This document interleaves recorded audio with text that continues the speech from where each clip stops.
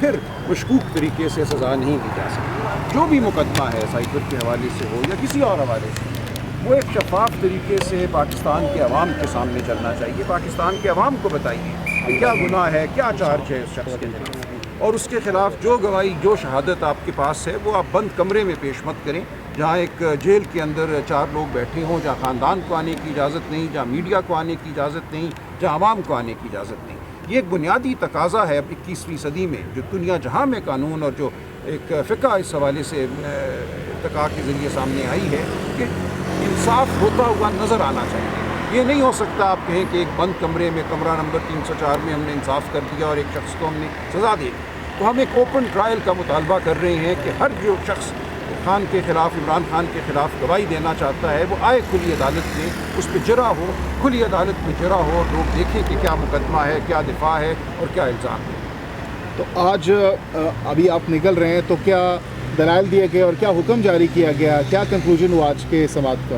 یہ عدالت نے، دونوں ممبران نے، جسٹس حسن اورنگزیب اور جسٹس امن صاحبہ نے، انہوں نے یہ کہا کہ جس طریقے سے یہ ٹرائل ہو رہی ہے، انہوں نے لفظ استعمال کیا بیزار، یعنی کہ ایک عجیب و غریب طریقہ ہے ایک شخص کو یہ کہنا کہ تمہاری چونکہ جان کو خطرہ ہے اس لیے ہم تمہیں تمہارے بنیادی حقوق سے محروم کر دیں گے. جو تمہارا بنیادی حق ہے کہ ٹرائل کھلی عدالت میں ہو، وہ اس لیے تمہیں نہیں دیں گے کہ ہم سمجھتے ہیں تمہاری جان کو خطرہ ہے. یہ بالکل ایک ناقابل قبول بات ہے. یہ سرکار کا، حکومت کا، یہ ریاست کا فرض ہے کہ تحفظ یقینی بنائے. ایک کھلی عدالت میں ٹرائل چلے، وہاں پہ جو ایکیوزڈ ہے، جس کو آپ نے ملزم ٹھہرایا ہے، اس کو آ کے موجود ہونے کا موقع ہونا چاہیے. جو کوئی سیکیورٹی چاہیے یہ دینا، فراہم کرنا ریاست کا فرض ہے.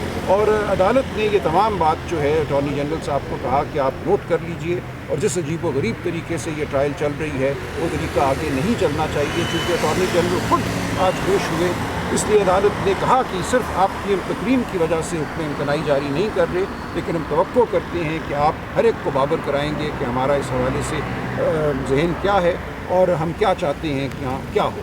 لہٰذا ہمیں اب پورا یقین ہے کہ آئندہ ہیئرنگ کے بعد ایک اوپن ٹرائل جو ہے جہاں آپ سب موجود ہو سکیں گے اس کا انعقاد ہوگا، تاکہ عوام کو، پاکستان کی باشعور عوام کو پتہ چلے کہ مقدمہ ہے.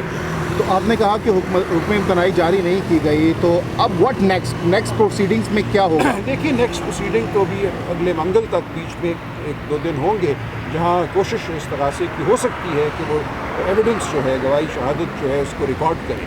ہمارا موقف یہی ہوگا کہ اس حکم کے بعد آج جو کارروائی ہوئی یہاں عدالت عالیہ میں، اس کے بعد یہ ضروری ہے کہ ہم منگل تک انتظار کریں اور جو بھی حتمی فیصلہ آتا ہے اس فیصلے کی روشنی میں آئندہ یہ ٹرائل چلے. کتنے پر امید اب تک کی سماعت کو بہت لے کر؟ بہت اچھی سماعت ہوئی ہے. میں سمجھتا ہوں عدالت جن نکات کی طرف ہم نے نشاندہی کی، جن اصولوں کا، بنیادی اصولوں کا ہم نے اعادہ کیا، عدالت کی تائید مجھے بظاہر نظر ہے. ایز اے قانون دان پرسنلی سائفر کیس میں عمران خان صاحب کا کیا مستقبل دیکھ رہے ہیں؟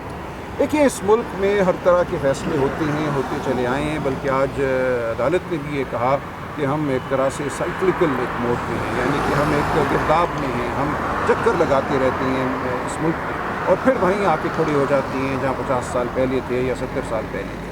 تو دیکھیے ہو تو کچھ بھی سکتا ہے. بھٹو صاحب کو سزا ہوئی اور آج ہم اس سزا کو کیا سمجھتے ہیں وہ آپ کے سامنے ہے.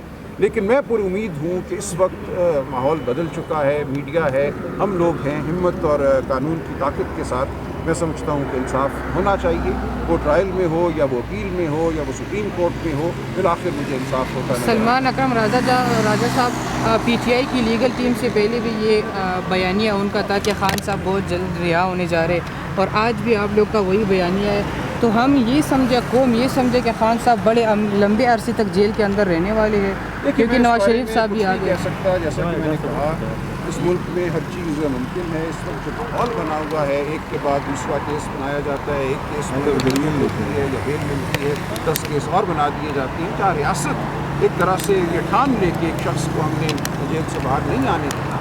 اور میں ہم نے دیکھا جو خواتین 6 ماہ سے اب پابند سلاسل ہیں، ان کے ساتھ کیا ہو رہا ہے. تو یہ تو ایک ریت چل پڑی ہے اس میں، اور یہ پرانی ریت ہے کہ تمام ریاستی طاقت کو استعمال کیا جاتا ہے شخصی آزادی کو سلب کرنے کے لیے. جو سیاسی عمل ہے اس میں مداخلت کرنے کے لیے، تو یہ آج بھی ممکن ہے، لیکن اس کے خلاف ایک ہی چارہ ہے کہ ہم جدوجہد میں مشغول رہیں، ہم قانون کی بات کریں، ہم آئین کی بات کریں۔ قاضی فائز عیسیٰ صاحب ہمیشہ کہتے ہیں کہ میں نے اللہ کو جواب دینے، اور ہر ٹرائلز کے اندر یہی کہتے ہیں وہ، جب بھی عدالت میں کوئی کیس لگتا ہے تو آپ نہیں سمجھتی کہ ان کو پھر اللہ کو کس طرح جواب دیں گے جب ان کو نظر بھی نہیں آنا؟ میں بالکل سمجھتا ہوں کہ جو وہ کہتے ہیں اس پہ عمل ہوگا انشاءاللہ، اور ہمیں پر امید رہنا چاہیے، قانون آئین کا دامن نہیں چھوڑنا چاہیے۔ سپریم کورٹ سے پر امید ہیں آپ؟ میں پر امید ہوں۔ Thank you sir, thank you sir.